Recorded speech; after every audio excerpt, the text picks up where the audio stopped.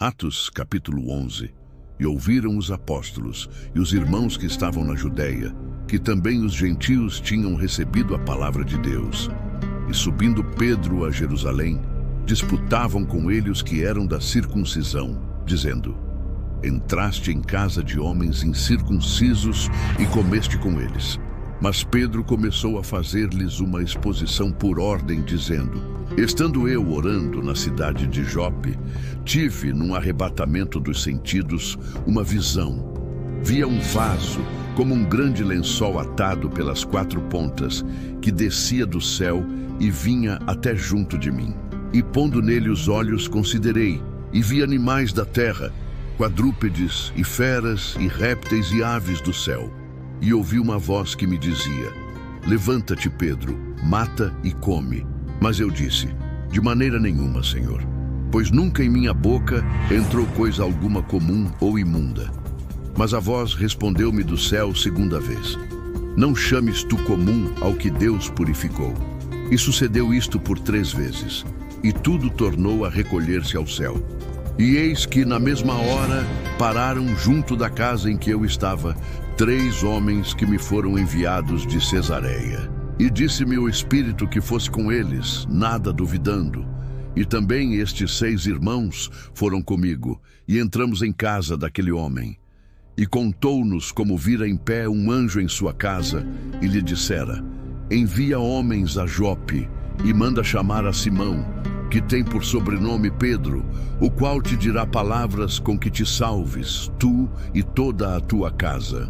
E quando comecei a falar, caiu sobre eles o Espírito Santo, como também sobre nós ao princípio. E lembrei-me do dito do Senhor quando disse: João certamente batizou com água, mas vós sereis batizados com o Espírito Santo. Portanto, se Deus lhes deu o mesmo dom que a nós, quando havemos crido no Senhor Jesus Cristo, quem era então eu para que pudesse resistir a Deus? E ouvindo estas coisas, apaziguaram-se e glorificaram a Deus, dizendo: Na verdade, até aos gentios deu Deus o arrependimento para a vida.